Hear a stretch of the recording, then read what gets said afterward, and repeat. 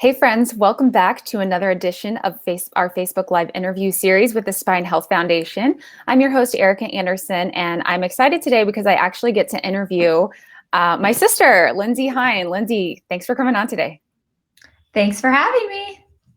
Yeah, I was just thinking, we have so many different kinds of guests, and I thought, oh, you would actually be a great person to talk to about this focus that we've been having lately on distance learning, working from home. So many spine health problems come from people not paying attention to their habits at home. And since we've all been home, that's been a huge issue. And you, tell us a little bit about yourself. You have 4 kids. Tell us their ages. Just tell us a little bit about your life. Well, first of all, did you see me go like this when you said that? I know. It makes me remember. I've got to sit up straight. Up straight. I have 4 kids, and they're all boys, 8, almost 6, 4 and 2. We live in Indianapolis, Indiana, and been married to my husband, Glenn, for 12 years. And I'm a marathon runner. I've run 16 marathons. I've been coaching runners for 8 years. And I host a podcast and own a podcast network. I'm starting a new podcast soon. So much of my life revolves around kids, running, and podcasting. Yes. And her podcast is called I'll Have Another with Lindsey Hein. And it is one of the, if not the top running podcasts in the entire nation. So let's not be humble about it. It's really amazing. It's been around for quite some time. And she has Olympic athletes of all different sports on there, talking with people whose names you definitely have heard and seen winning gold and silver medals at the Olympics. So it's pretty cool. And then the other podcast that you're starting is a parenting podcast. So it actually is sort of related to what we're talking about today. Now, when does that launch? And I have a third podcast too called the Illuminate podcast that I co-host with some friends, where we highlight people doing awesome, do good work in the world, people who are changing lives, and a lot of social entrepreneurs. But the parenting podcast, it's actually going to be called Why Is Everyone Yelling? And we are going to be launching that here in the next 10 days.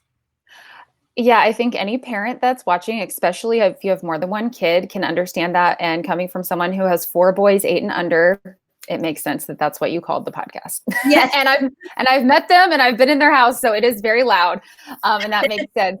But just to get started on these questions. So just like everyone else, you've been dealing with COVID, but you do live downtown in the city. So your schools have not opened yet. And so your 2 older boys have been doing education from home. And that's been our focus this month. We have a tip sheet that you can get on our website, which I'll link in the text after this, but a distance learning guide 101, free to you guys that are watching. Just go grab it with some tips and helpful tricks for if you are working from home or learning from home. But we wanted to talk to a parent about how is this going and how are you keeping your kids healthy in this time? So I know that at your house, you have these 2 little desks set up and, the kids have their little space, but tell us what it looks like and how it's been on a day-to-day basis. It's really hard. We ordered some cheap desks from Target when we realized the older 2 boys would be learning from home, and got them some chairs. We started with them doing a lot of their work in those desks and chairs, but we've slowly kind of moved around the house. And I think that the biggest thing is that they're taking lots of breaks in between their sessions. Every time they get done with a live teaching, they get up and they go run around outside. And I'm also trying to make sure that they're never hungry, because the second they get hungry, they get hangry, and you're hungry and angry at the same time. And so, I think that my biggest thing is they have to get moving, because one thing that's been hard is they'll get off their lessons. Well, those iPads that the school gives you, they have they can get on YouTube and watch YouTube. So it's making sure that when they finish their lesson, they get up and they go do something else, rather than just sitting on the screen all day. And we're not watching TV in between lessons or anything like that. Yeah, I mean, you are one parent I know that is not really big into the iPads for your kids, as some people are. Your kids don't have them outside of school, right? No, we don't have them. So how do you, I guess it's just you make them turn it off. Like I guess that's the question is like, how do they not get too much screen time while this is happening? Yeah, well, we have one family iPad, and my husband and I had before we had kids.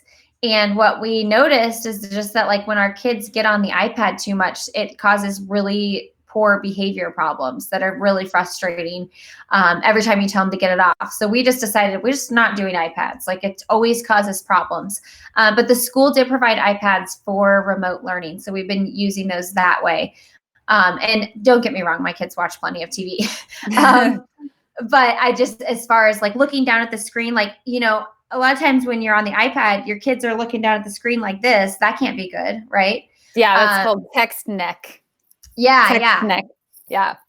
I've definitely had people message me too on Instagram, and when they've seen one of my kids like that with like a video game or something, and bring that to my attention. And though I know my kids aren't on it all day long, I do see it and I'm like, oh, I need to make sure he's not sitting like that when he is on. I mean, I think a lot of people they're not thinking about kids and their spine health because they're kids, like they don't have back problems, right?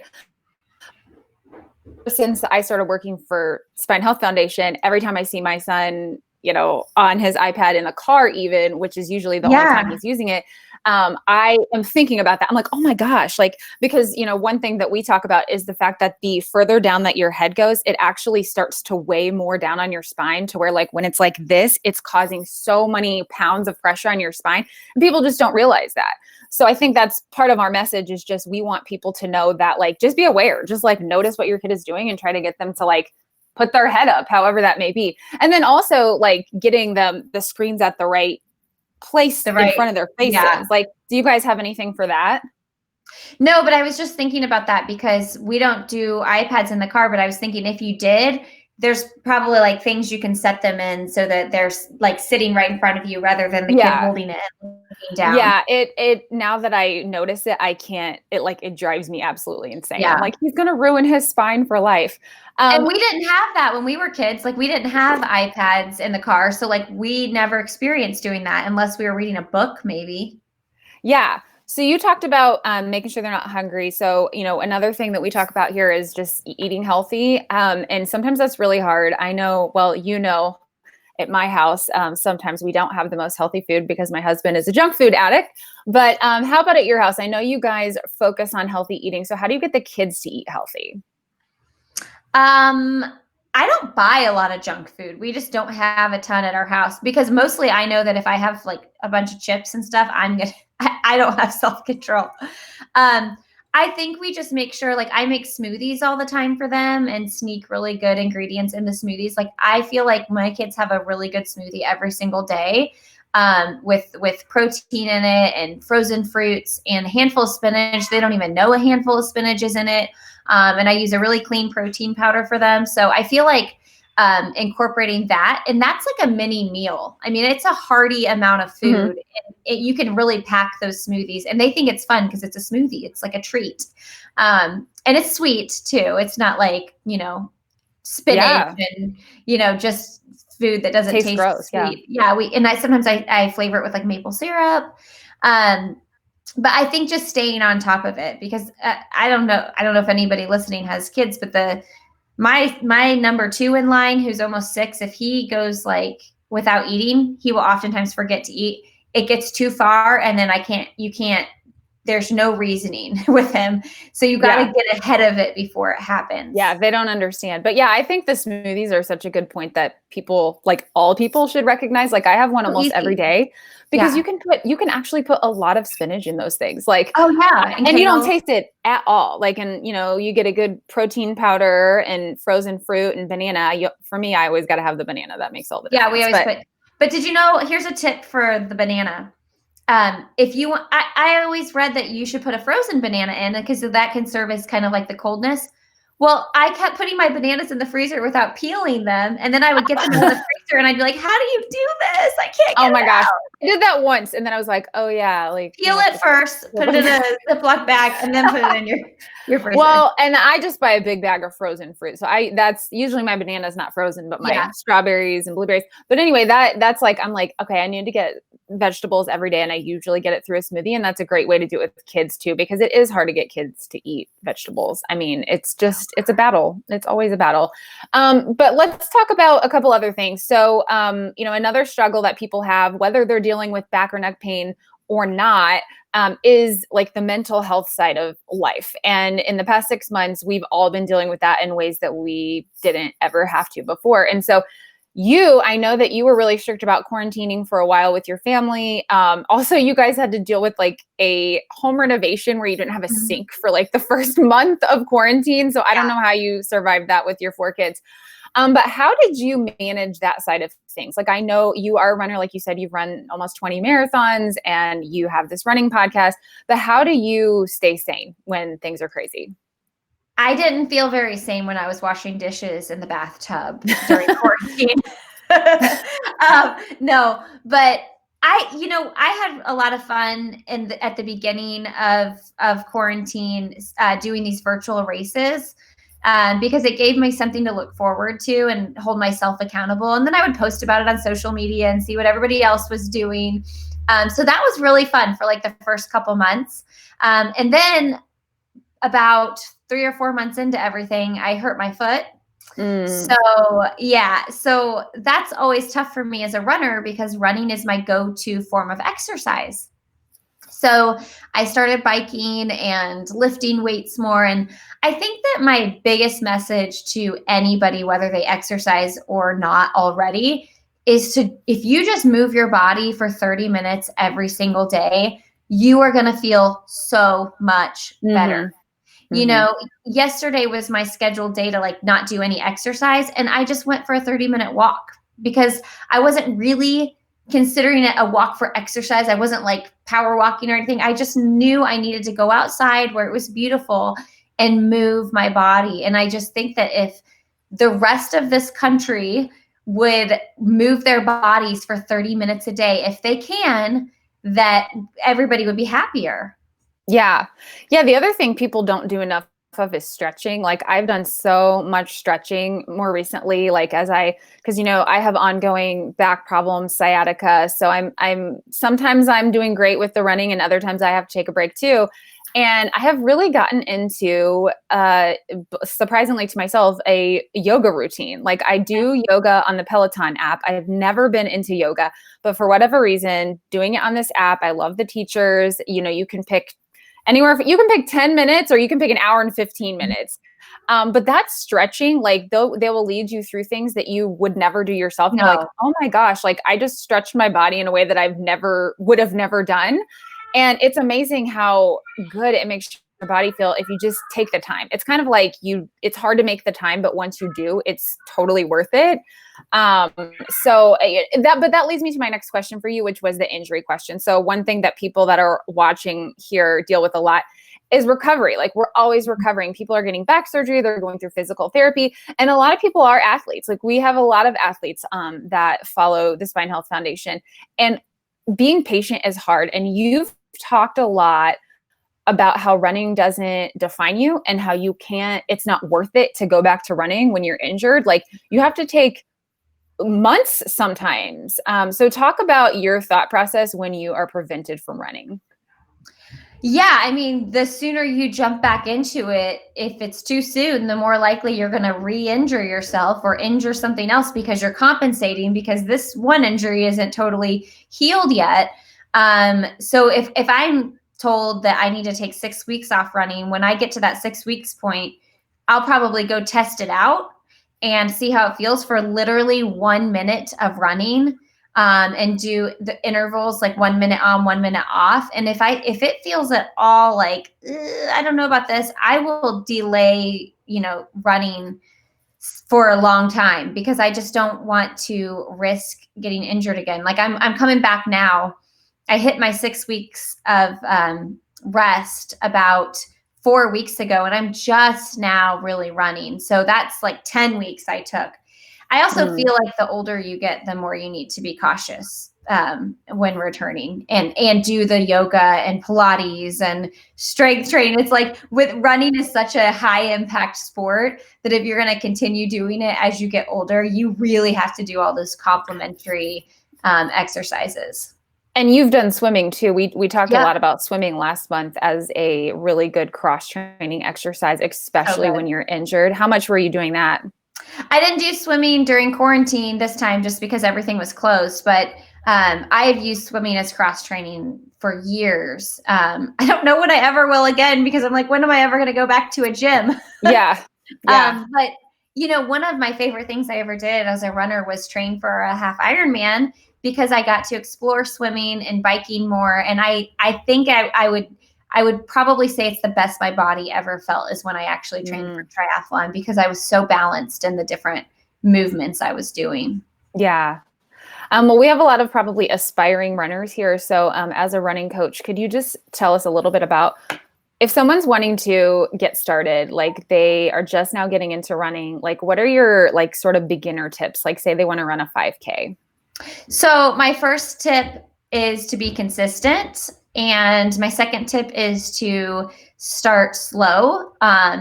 And when I say start slow, I don't mean like start at a 15-minute mile versus a 10-minute mile or whatever. I mean like set your goal for, I'm going to go walk for 20 minutes and 5 of those minutes will be running. So like I'm going to walk for 5 minutes. I'm going to jog for a minute. I'm going to walk for a minute. I'm going to jog for a minute, walk for a minute, and do that for 10 minutes and then cool down your walk and slowly build on that because I think people get intimidated by running because it is hard. And if you set out to think, oh, I'm just going to go run 30 minutes, like you can't just start running. That's a long time. Yeah, you can't just go out and run 30 minutes. You have to build up that. You have to build your stamina up, but you also have to build your like body to handle the load that you're putting on it because running is so much more of an impact. Like you're throwing your body on the ground every step you take, it's so much more high impact than walking.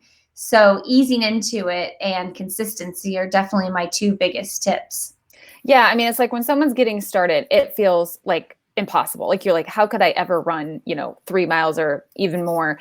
But but then you take a step back and it's like when I was coming back from pregnancy and I ran for the first time, I was like, oh, so hard. Like I'm running, miles that are 3 minutes slower than I was running before. And like, how can I ever possibly get back to where I was? But eventually I did. Like eventually I, was able to run a half marathon and like the same pace. And but it's all about that timing. When it comes to your body, it's all about listening to your body, taking the time and doing the proper like warm up stretches, cool down, all of those things. I think that is really important.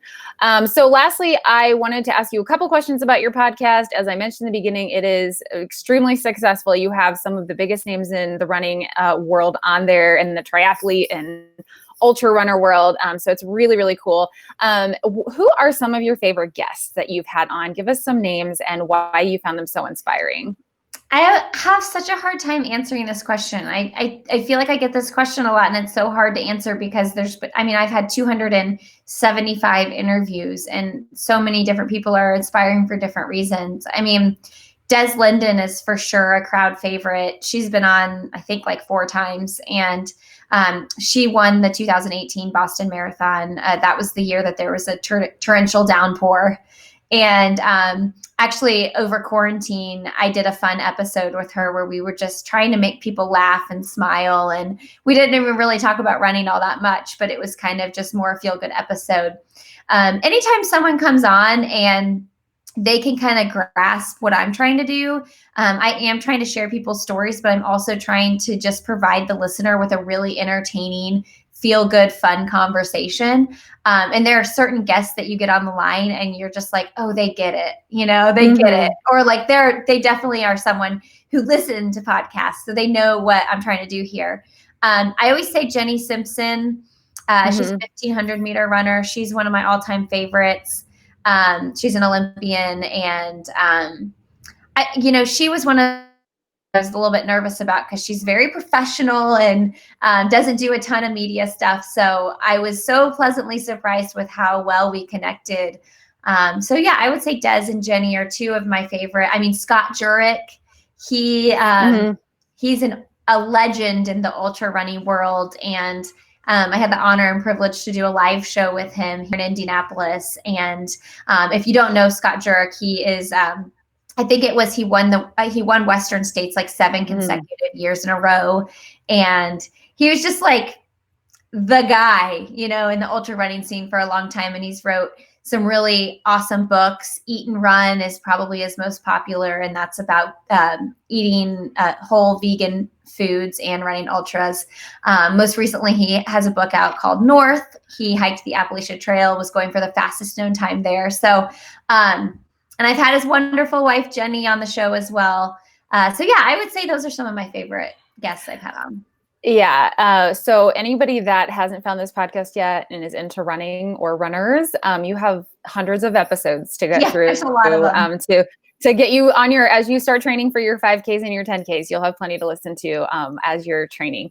Okay, Lindsey, thank you so much for coming on today. And for those that are watching, I'm going to link that distance learning guide. We want to make sure you get your hands on it. Let us know if you have any follow-up questions and we'll try to answer those for you. And we'll see you next time.